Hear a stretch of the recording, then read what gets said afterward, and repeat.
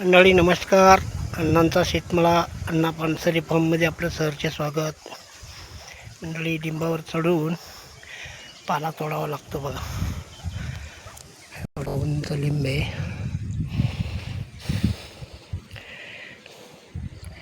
पण एवढा पाला तोडलाय खाली,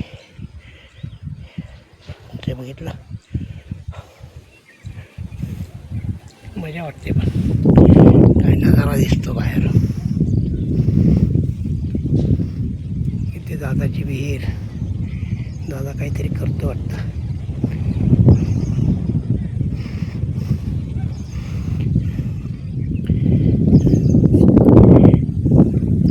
विहीर किती छोटं दिसतंय.